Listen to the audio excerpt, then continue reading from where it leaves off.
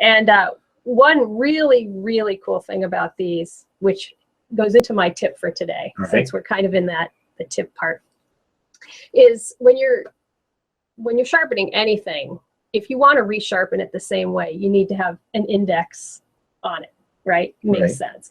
Now, the pneumatic tool companies have collets. There's two different kind of collets here, the GRS and the NSET, and they index as far as going into their machines. Each one indexes the machines, or each one into your sharpening system.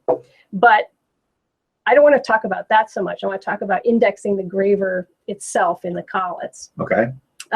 Square gravers, I do have to say, I had fancy graphics that I was going to do, but we had a little emergency yesterday. Yeah, you can put its picture up. Our dog broke his tail yesterday, so most of the day we were in the doggy ER.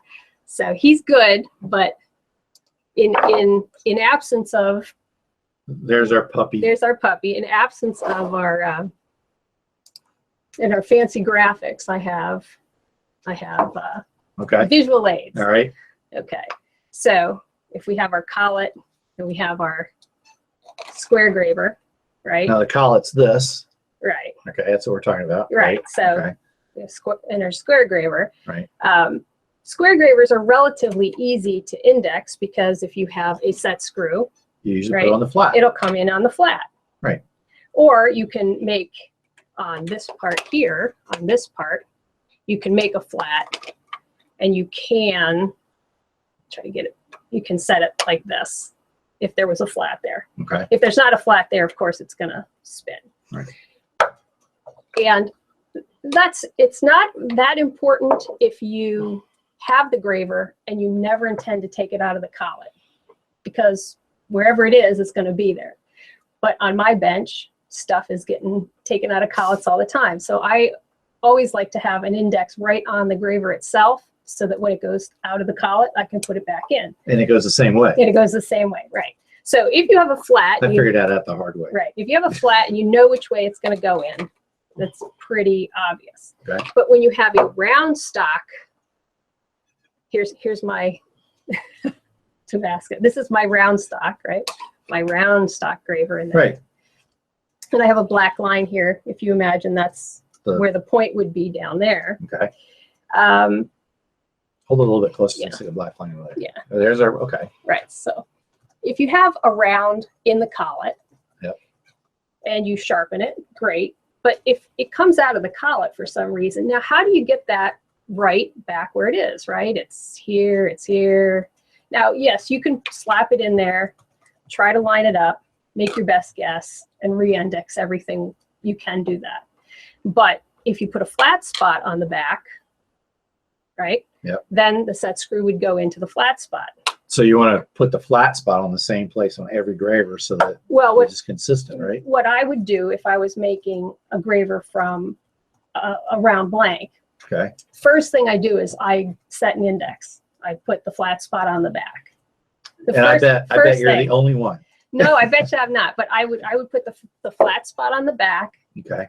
Okay. And that would be your index spot. That would be the index. So whichever system you're using, whatever collet you're using, now you've got your index spot.